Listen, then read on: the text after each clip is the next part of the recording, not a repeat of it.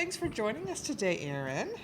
Nice to be here. We're glad to have you. So, for those who don't know, Erin is a first-year member on the Grant Professionals Foundation Board of Directors. So, thanks for your service. And not only that, but you recently stepped into the role as secretary.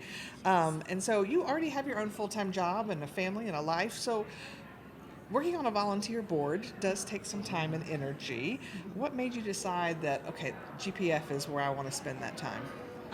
Okay, well, I really fell into grants 10 years ago. Oh, yes, we yes. love a grant Yeah. origin story. Yes. And so previously I had been an English teacher, which, yes. So my first year, I discovered the GPA Summit conference. It was Yeah. a conference then. Yeah. And I was like, we really need to go to this. We are an office of 2 people, so we Yeah. need to figure out what we're doing. And then the tribal government that I work for, they decided that they were going to centralize our entire office, and so all grant applications started coming through here. I've really been a big promoter of GPA in general and like the Sure. continuing education. Sure. And then I found out about the board in 2016, Nice. right? And so I really have been like monitoring it and like, should I apply? Do I know enough? Okay. Could I do it? Could I do it in my spare time? Yeah. Because you know how much we have. Yeah. Right. And so last year I just decided to go for it. Uh-huh. And then I interviewed with Dana Patterson. Oh, and nice. So lovely. Yes, and Nice. Dr. Bev. And Uh-huh. so, Okay. and I was like, I'm really nervous about this. But once we got on, I got approved to be on the board.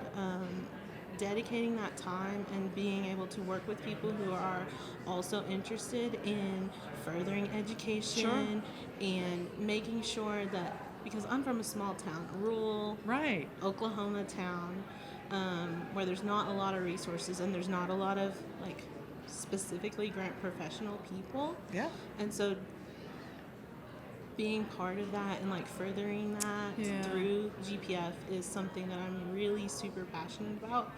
And so, I mean, that's the reasoning behind my joining the board. Yeah. That's fantastic. And I'm loving, I know it takes a lot to put yourself forward. And I'm so glad you did, right? I think that's so cool about GPA. There are all these opportunities for that.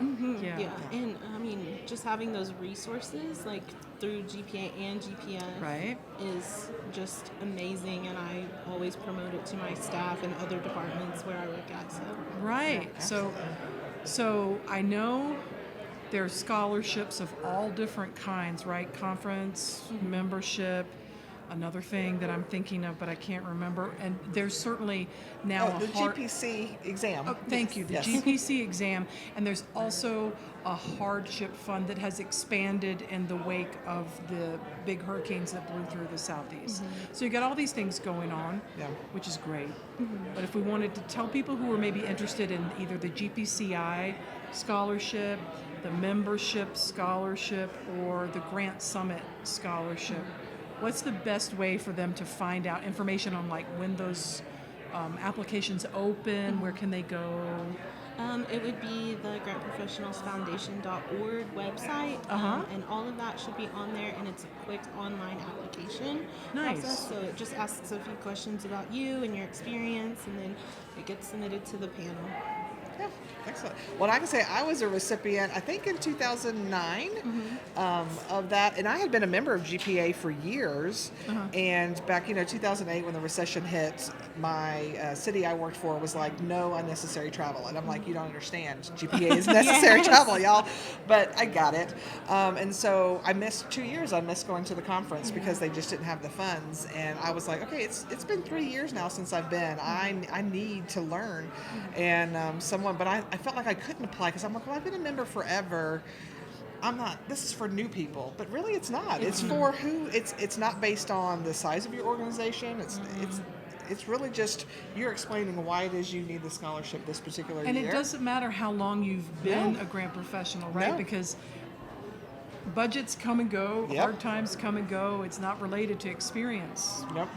Exactly, So- and the questions reflect that on the applications. Yeah. Nice. And I will say too, if you are a grant professional, this application can be done. It is not a federal proposal. It's No. heck, it's not even an online typical foundation No. form. It is very straightforward. It is, I think, is it still just 4 questions basically? I think yes. Yes. Yeah, I just a think handful 4 or of 5. questions. Written Yeah, response. Yeah, Mhm. yeah. Yeah, so it is not, don't feel like, oh my gosh, it's going to take me 3 weeks to do it. No, if you're writing grants, you can fill this out. For sure. So, awesome. Well, thanks for stopping by, and thanks for helping everybody understand how they can access the important work that you do. And thank you for volunteering and having the Yes. courage to put yourself forward. Well, thanks for having me, and I appreciate your support.